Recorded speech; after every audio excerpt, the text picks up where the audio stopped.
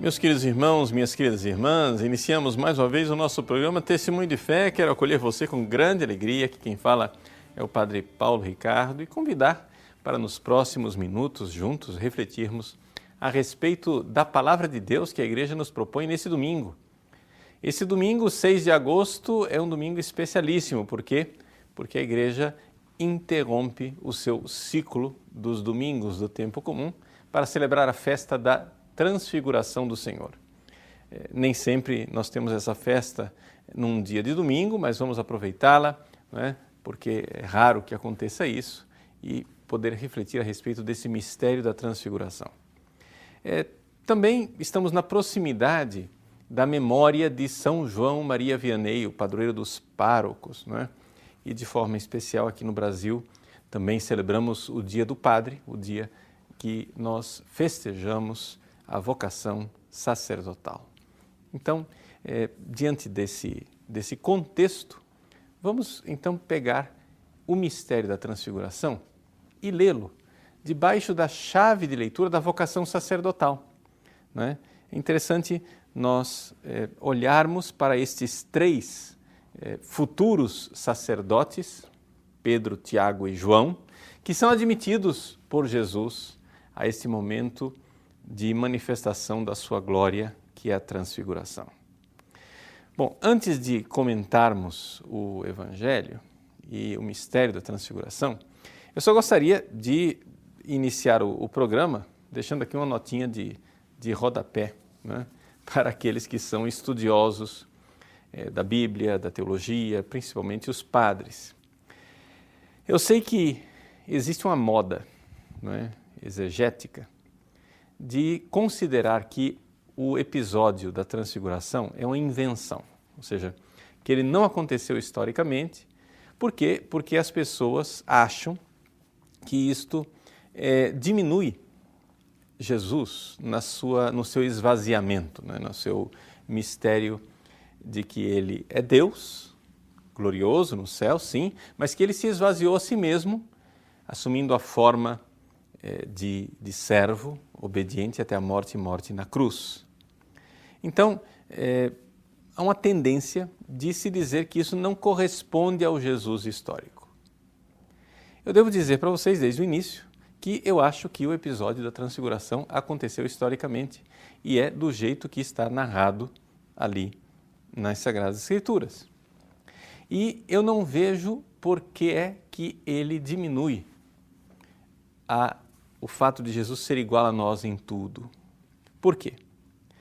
Porque, vejam, a Igreja, ela crê, e isto não se trata somente da minha opinião pessoal, Padre Paulo Ricardo, mas é algo que está no magistério pontifício, por exemplo, na encíclica Mystici Corporis do Papa Pio XII, e nos ensinamentos de inúmeros, diria até de centenas, né, de santos, e é um fio condutor que perpassa toda a espiritualidade católica. A Igreja crê verdadeiramente que Jesus, ele veio a este mundo, ele é o Filho de Deus que se fez homem e veio para nos amar, e nos amar de forma bem concreta, pessoal. Então, Jesus não amou a mim, estou falando de mim, Padre Paulo Ricardo, mas você aplica isso a você. Jesus não nos amou de forma coletiva, difusa e universal. Jesus nos amou de forma particular. Ou seja, se vocês forem ver nos escritos dos santos e em vários escritos do magistério, vocês vão encontrar lá uma convicção bimilenar de 2000 anos de que Jesus, o Jesus histórico, homem, igual a nós em tudo, ele recebeu de Deus uma capacidade sobre-humana de amar cada um dos seres humanos individualmente, cada um de nós. Então Jesus, desde o ventre de Maria até a sua ascensão aos céus, ele pensou em mim. Portanto, cada episódio, cada vez que eu leio o Evangelho, por exemplo, quando Jesus conta a parábola do tesouro escondido, que nós lemos no domingo passado, Ele contou essa parábola pensando em mim. Mas como é possível que um ser humano faça isso? Bom, isso é possível porque no núcleo da alma de Jesus havia algo da glória de Deus que lhe dava esse dom especialíssimo para poder me amar. Isso em nada afetava, né, o fato de que ele, exatamente imbuído, tendo recebido esta capacidade extraordinária, ele sofreu nesse mundo, né? E sofreu como ninguém de nós seria capaz de sofrer. Ele realmente viveu todas as consequências dolorosas e trágicas do pecado na sua morte e morte como servo obediente até a cruz. Bom, então essas duas realidades elas precisam ser afirmadas ao mesmo tempo. Ou seja, o amor e o sofrimento, né,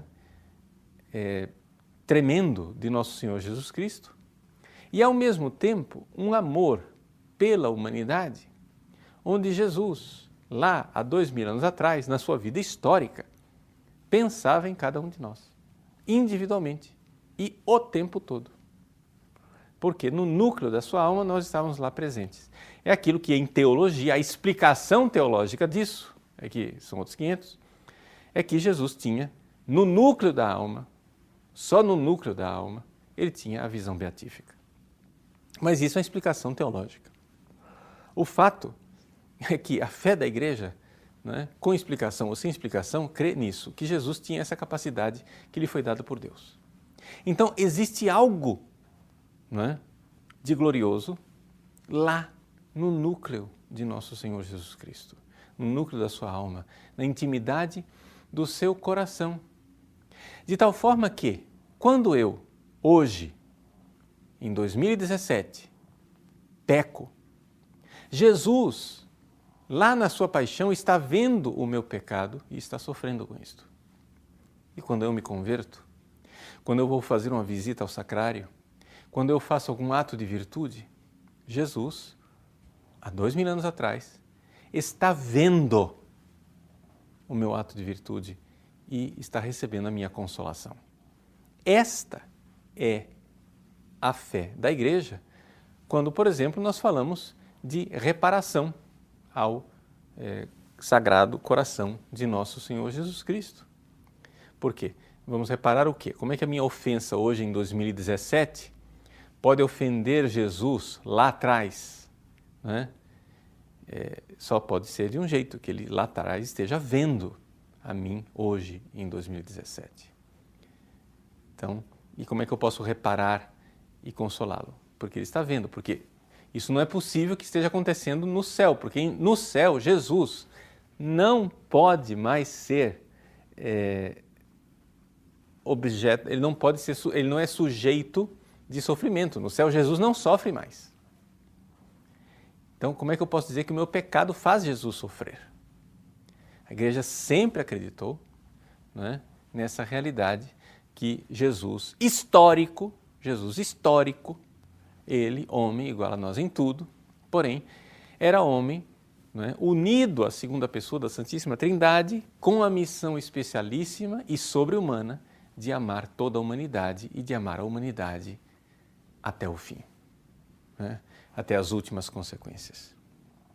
Ora, se é assim,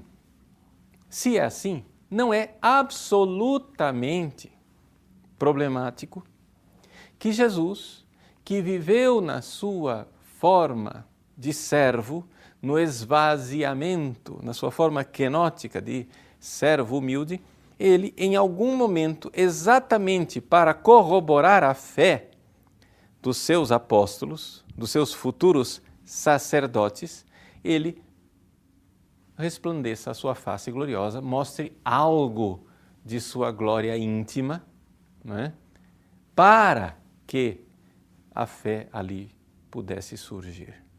Então veja, nós estamos aqui no capítulo 17 do Evangelho de São Mateus. Trata-se de Mateus 17, de 1 a 9. O que aconteceu no capítulo anterior capítulo 16, foi a profissão de fé de Pedro. Pedro professou a sua fé. Tu és o Cristo, né? O Filho de Deus vivo. Só que esta fé de Pedro, ela foi uma graça, uma iluminação que Deus Pai plantou no coração daquele futuro sacerdote, primeiro Papa da Igreja, né? Para quê? Para que ele, professando a fé, se preparasse para a vivência da tragédia do Calvário. Acontece que Jesus, logo em seguida, diz que ele vai morrer na cruz e São Pedro se escandaliza. Jesus, então, diante do Pedro escandalizado, diz: olha, Pedro, você se escandalizou, mas não seja pedra de escândalo para mim. Sai do meio do caminho, me deixa passar, vai para trás, Satanás, né? Você não está agora, nesse momento, você não está pensando como Deus te inspira. Você, há uns segundos atrás, você pensou iluminado pelo Pai. Agora não, você não está iluminado pelo Pai. Pois bem, Jesus, então, viu que a fé deles precisava ser corroborada. Eles não estavam prontos para ver Jesus desfigurado no Horto das Oliveiras. Então, para que os seus sacerdotes, porque no Horto das Oliveiras, né, Jesus já se apresenta lá desfigurado, suando sangue para Pedro, Tiago e João, mas eles já são sacerdotes ordenados.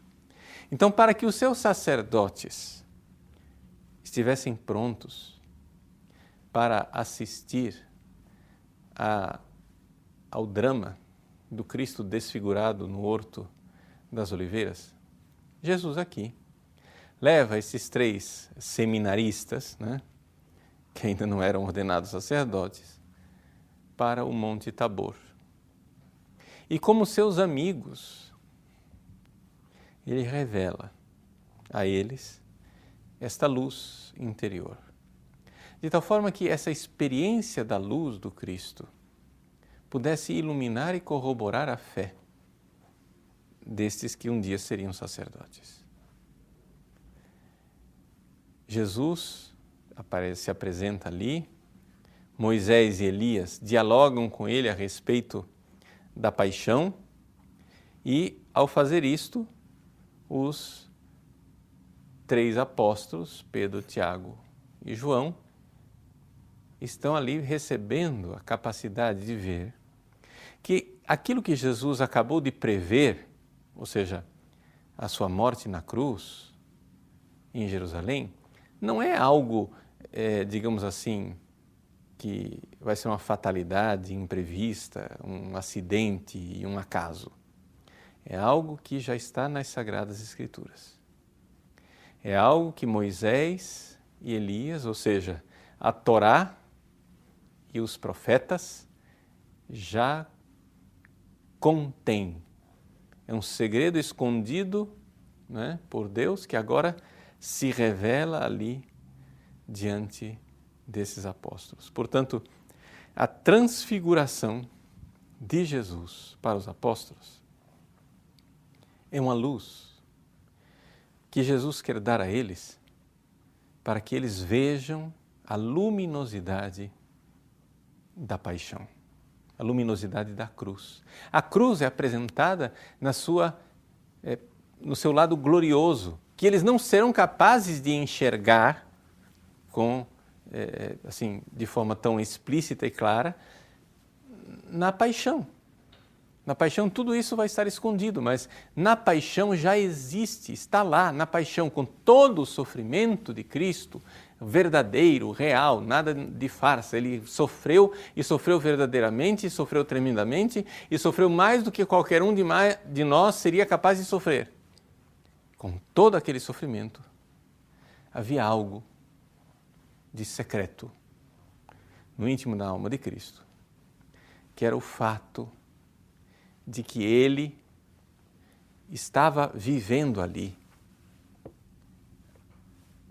a íntima comunhão com o Pai e o amor por cada um de nós. Se Jesus morreu na cruz, aos brados de meu Deus, por que me abandonastes? É porque esta era a dor psíquica de Cristo, é o que ele viveu na sua paixão, mas não é o que ele viveu no núcleo da alma. A dor de abandono, o sentimento de abandono do Cristo na cruz não poderia ser mais radical, não poderia ser mais terrível, não poderia ser mais verdadeiro.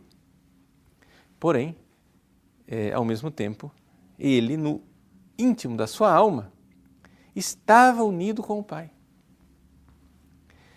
Então, vejam que coisa maravilhosa e extraordinária.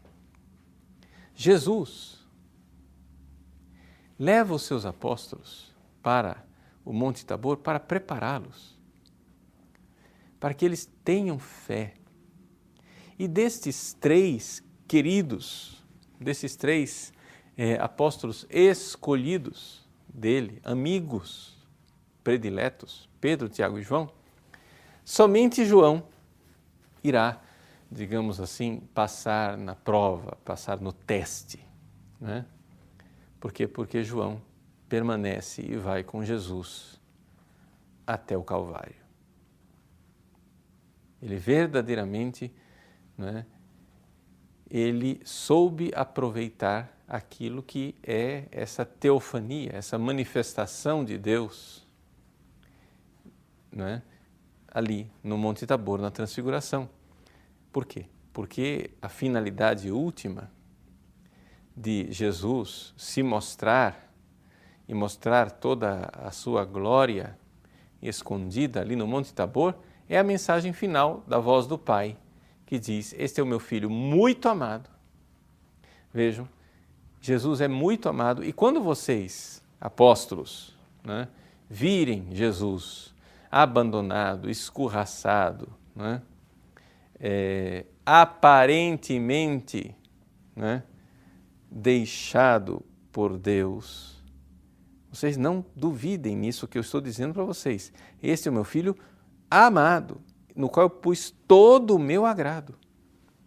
Ele é meu Filho amado, mesmo que a cruz mostre o contrário. Agora, o que vocês precisam para ter fé é escutai-o. Então vejam que aqui está realmente aquilo que é a missão principal do ministério sacerdotal. O ministério sacerdotal é o ministério daqueles que, na meditação da palavra de Deus, né, diante do Cristo, já não transfigurado no Tabor, mas escondido no sacrário, o padre medita aquela palavra, escuta aquela palavra e experimenta esta luz, essa luz sobrenatural do Cristo que ilumina a sua alma, para que ele possa, a partir das verdades contempladas na sua vida de oração, pregar aos outros, levar os outros para Deus, né? Ser verdadeiramente apóstolo de Cristo. Mas este apostolado, essa realidade de estar com Cristo no Tabor, que é o sacrário, a meditação, o escutar a palavra de Deus, não está completo, né, se não formos também com Cristo para o Calvário. Por isso, todo sacerdote, absolutamente todo sacerdote católico, precisa ser vítima. Nós estamos celebrando, né, o Dia do Padre aqui no Brasil, nessa festa da Transfiguração.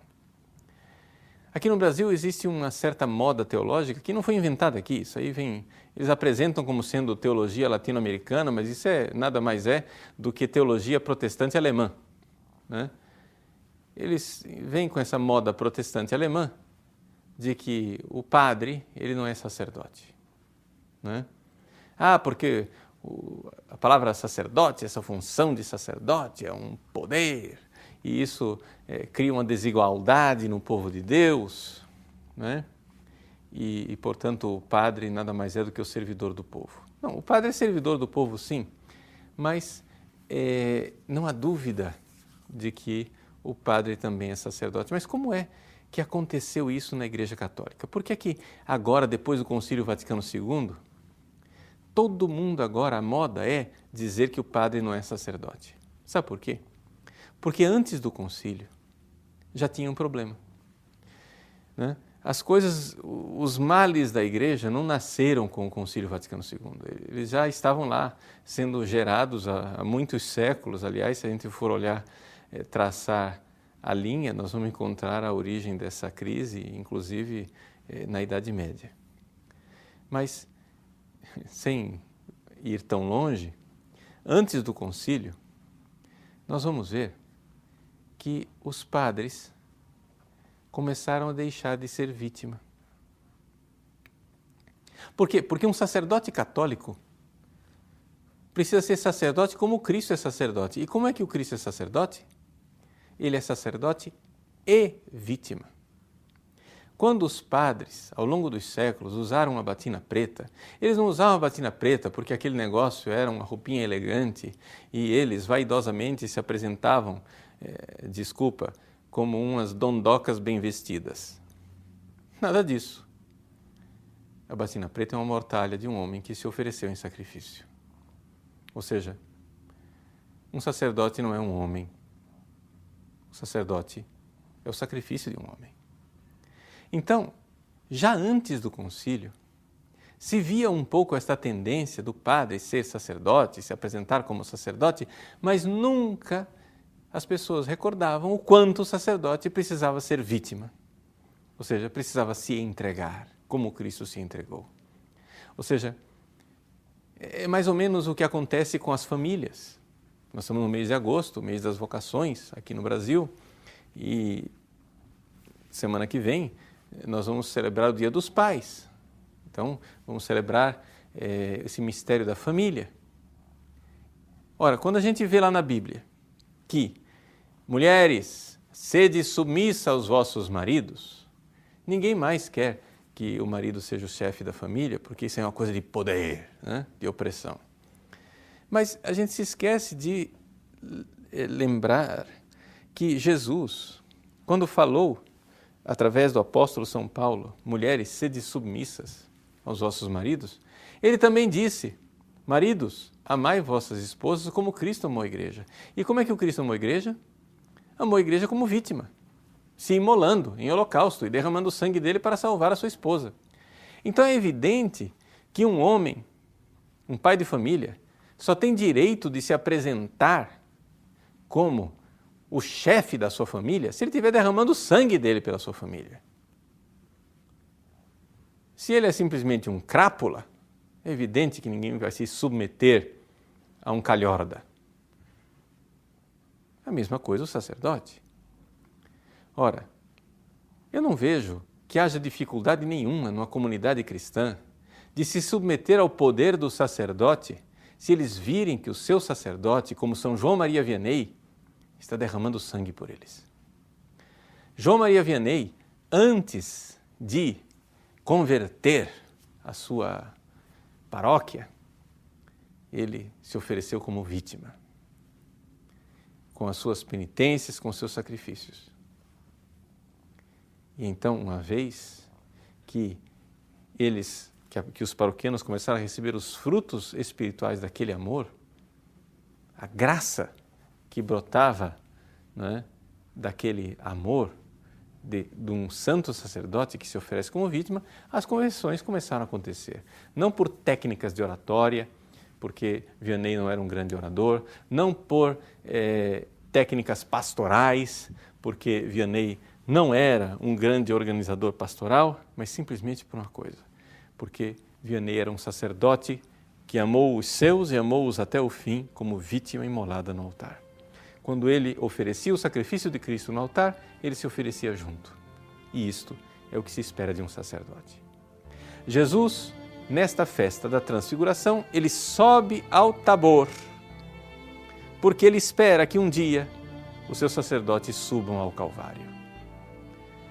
É na experiência da fé, na meditação da fé, no conhecimento do Cristo através da oração, da luz sobrenatural que vem quando a gente medita a palavra de Deus diante do sacrário, que nós vamos nos preparando para aquilo que é a nossa grande tarefa, que é a nossa grande missão, que é subir ao Calvário com Cristo e nos oferecer em sacrifício pelo povo de Deus. Meus irmãos, rezemos então pelos nossos sacerdotes e que nessa festa da transfiguração, cada um dos nossos sacerdotes receba a graça de se configurar ao Cristo, sacerdote e vítima. Deus abençoe você. Em nome do Pai, e do Filho, e do Espírito Santo. Amém.